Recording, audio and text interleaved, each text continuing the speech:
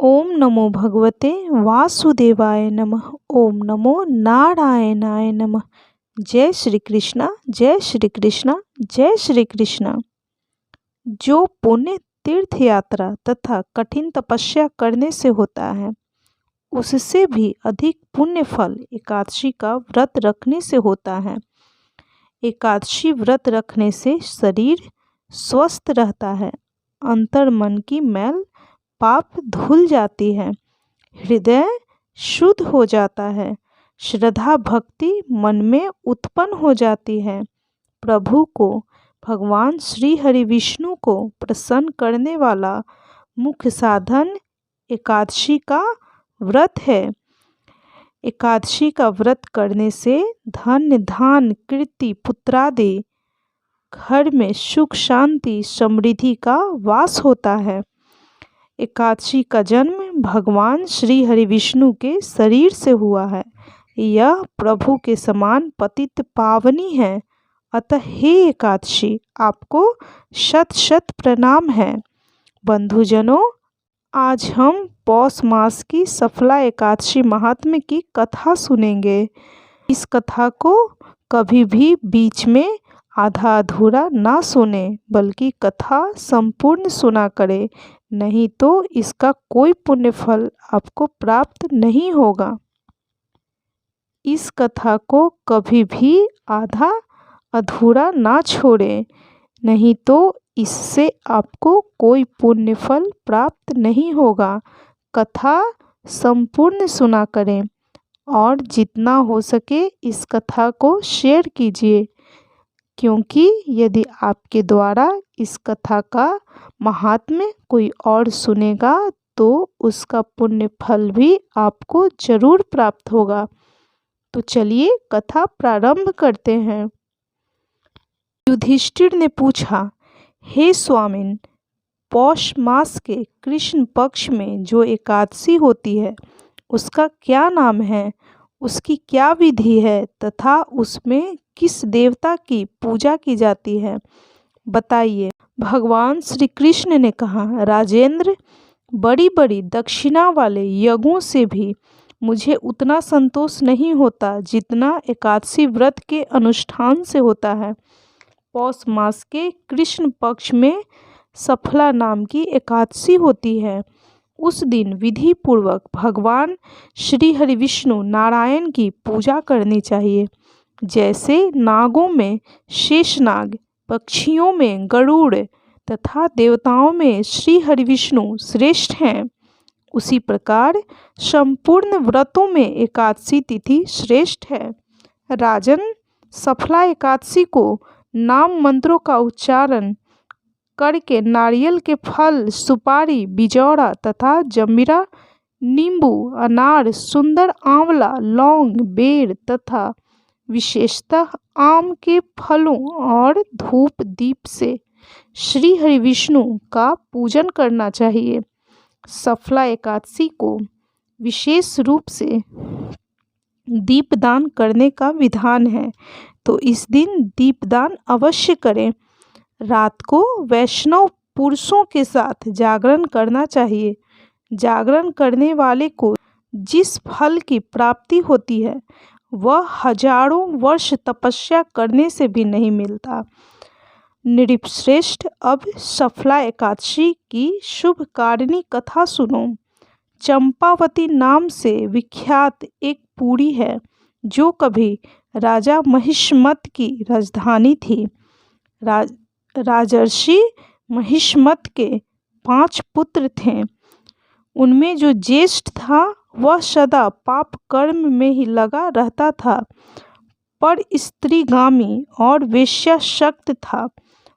उसने पिता के धन को पाप कर्म में ही खर्च किया। वह सदा दुराचार परायण तथा वैष्णवों और देवताओं की निंदा किया करता था। अपने पुत्र को ऐसा पापचारी देखकर राजा महिष्मत ने राजकुमारों में उनका नाम लुम्भक रख दिया। फिर पिता और भाइयों ने मिलकर उसे राज्य से बाहर निष्कासित कर दिया। लुम्भक गहन वन में चला गया। वहीं रहकर उसने प्रायः समूचे नगर का धन लूट लिया। एक दिन जब वह रात में चोरी करने के लिए नगर में आया तो सिपाहियों ने उसे पकड़ लिया, किंतु जब उसने अपने को राजा महिष्मत का पुत्र बतलाया तो सिपाहियों ने उसे छोड़ दिया। फिर वह वन में लौट आया और मांस तथा वृक्षों के फल खाकर जीवन निर्वाह करने लगा। उस दुष्ट का विश्राम स्थान पीपल वृक्ष के निकट था। वह पीपल का वृक्ष बहुत वर्षों पुराना था। उस वन में वह वृक्ष एक महान देवता माना जाता था। पाप बुद्धि लुम्भक वहीं निवास करता था। एक दिन किसी संचित पुण्य के प्रभाव से उसके द्वारा एकादशी के व्रत का पालन हो गया। पौष मास में कृष्ण पक्ष की दशमी के दिन पापिष्ट लुम्भक ने वृक्षों के फल खाए और वस्त्रहीन होने के कारण रात भर जाड़े का कष्ट भोगा। उस समय न तो उसे नींद आई और न आराम मिला।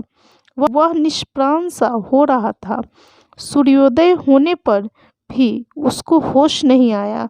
सफला एकादशी के दिन भी लुम्भक बेहोश पड़ा रहा। दोपहर होने पर उसे चेतना प्राप्त हुई। फिर इधर उधर दृष्टि डालकर वह आसन से उठा और लंगड़े की भांति लड़खड़ाता हुआ वन के भीतर गया।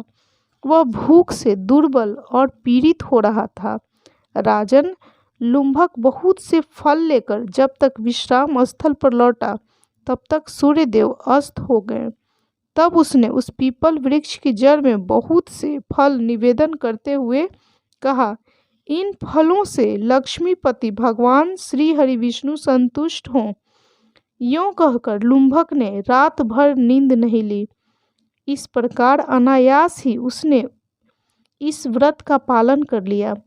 उस समय सहसा आकाशवाणी हुई, राजकुमार, तुम सफला एकादशी के प्रसाद से राज और पुत्र प्राप्त करोगे। बहुत अच्छा कहकर उसने वह वरदान स्वीकार किया। इसके बाद उसका रूप दिव्य हो गया। तब से उसकी उत्तम बुद्धि भगवान विष्णु के भजन में लग गई। दिव्य आभूषणों से सुशोभित होकर उसने निष्कंटक राज्य प्राप्त किया और 15 वर्षों तक वह उसका संचालन करता रहा। उसके मनोज्ञ नामक पुत्र उत्पन्न हुआ। जब वह बड़ा हुआ तब लुम्भक ने तुरंत ही राज्य की ममता छोड़कर उसे पुत्र को सौंप दिया और वह स्वयं भगवान श्री कृष्ण के समीप चला गया, जहाँ जाकर मनुष्य कभी शोक में नहीं पड़ता। राजन, इस प्रकार जो मनुष्य सफला एकादशी का उत्तम महाव्रत करता है वह इस लोक में सुख भोग कर मरने के पश्चात मोक्ष को प्राप्त होता है। संसार में वे मनुष्य धन्य हैं जो सफला एकादशी के व्रत में लगे रहते हैं, उन्हीं का जन्म सफल है। महाराज, इसकी महिमा को पढ़ने, सुनने तथा उसके अनुसार आचरण करने या आपके द्वारा इस कथा को कोई और सुने तो उस मनुष्य को राजसूय यज्ञ का फल प्राप्त होता है। इस कथा से हमें ईश्वर के अति कृपालु होने का प्रमाण मिलता है।